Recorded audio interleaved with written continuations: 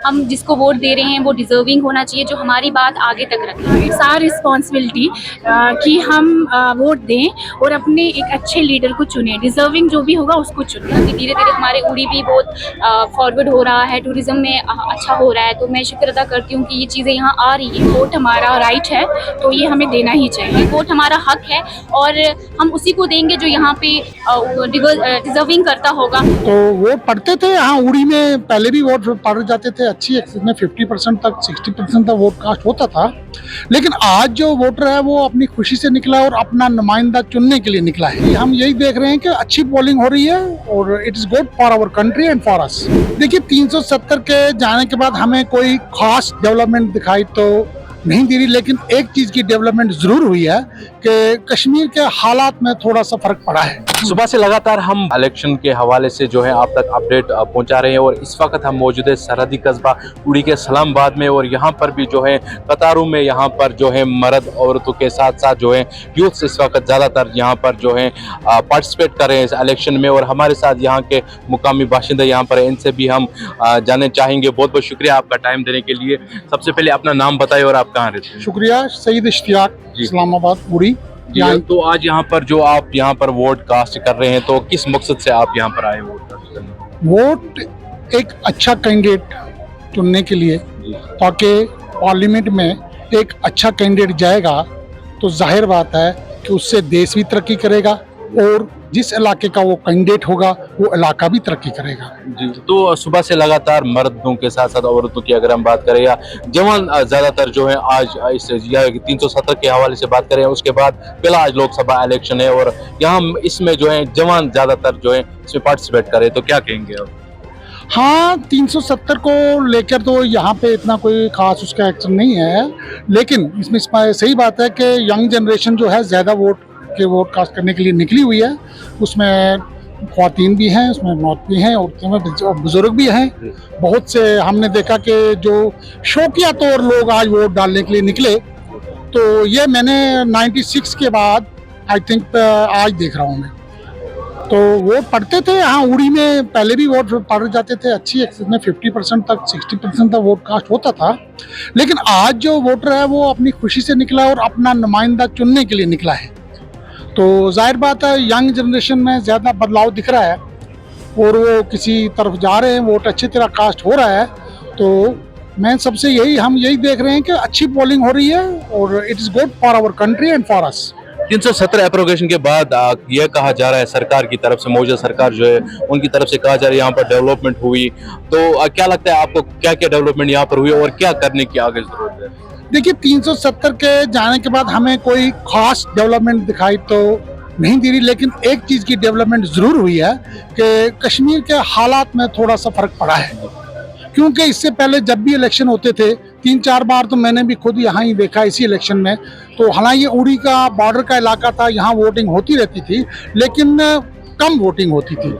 तो 370 जाने के बाद अब मैंने आज सुबह से देख रहे हैं हम सोपर में, बारामूला में, कश्मीर श्रीनगर में भी अभी तक 35 के आसपास परसेंटेज पहुंच चुकी है।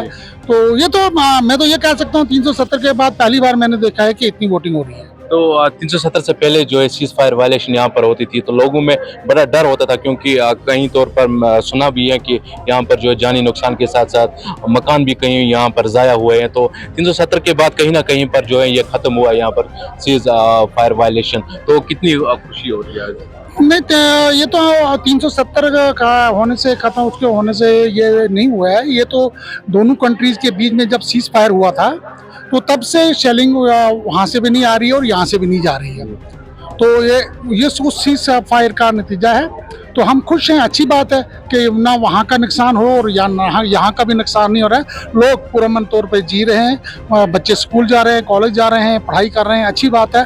और बॉर्डर पे हम दुआ करते हैं अल्लाह ताला से कि हमेशा अमन ही रहना चाहिए। अब जो उधर जो यहाँ पर जो है वोटिंग इस वक्त चल रही है, सुबह से 7 बजे से लगातार यहाँ पर मर्द औरतों के साथ साथ जवान यहाँ पर आए। अब जो कैंडिडेट जो है जीत कर पार्लियामेंट जाएगा, जिसके सर पर जो इस वक्त ये जीत का सेहरा बंधेगा, तो उस पर क्या एक्सपेक्टेशन आपकी रहेगी?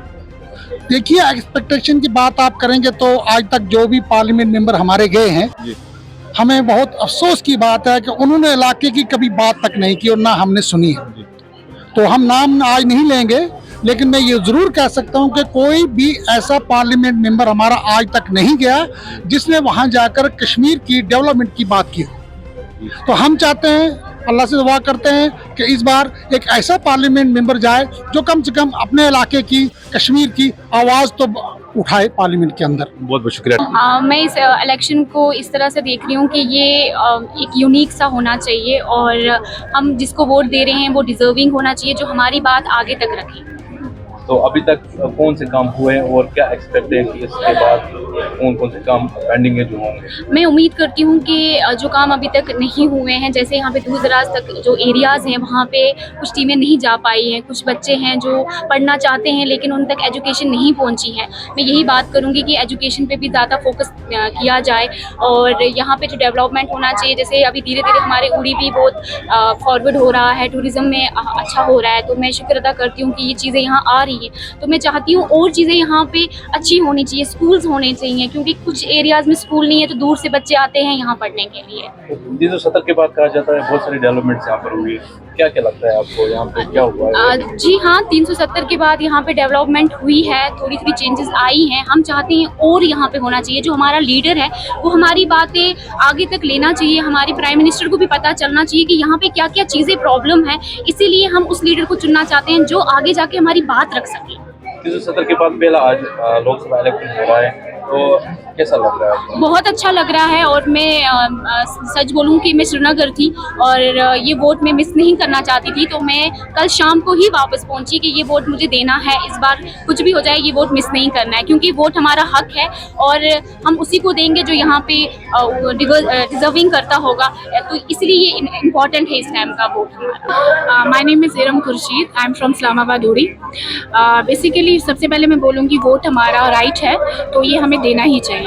तो 370 के बाद ये हमारा पहला लोकसभा इलेक्शन है, तो इस इलेक्शन को मैं एक यूनिक टाइप का देख रही हूँ कि ये यूनिक सा है, तो इट्स आवर रिस्पॉन्सिबिलिटी कि हम वोट दें और अपने एक अच्छे लीडर को चुनें, डिजर्विंग जो भी होगा उसको चुनें। यहाँ पे सीज फायर वायलेशन भी होते थे 370 से पहले, कहीं ना कहीं पर 370 के बाद वो बंद भी हुए हैं, तो कैसा लग रहा है आपको? ये डर जैसा खत्म हो गया? ये हमारे लिए बहुत अच्छी बात है, क्योंकि हमारे अंदर एक डर सा बैठा हुआ होता था, तो अब वो ख़त्म हो चुका है। तो ये हम इस टाइम पे हम प्राउड फील करते हैं कि ये डर जो है ये ख़त्म हो गया है और हम नहीं चाहते हैं कि ये फिर से हो, तो इसलिए हम अपने लिए एक ऐसा लीडर चुनना चाहते हैं जो इन सब से हमें मतलब रोक सके। ये सच जिस लीडर को आप यहाँ पर जिताकर पार्लियामेंट में ले जाएंगे, तो क्या एक्सपेक्ट रहेगी उससे?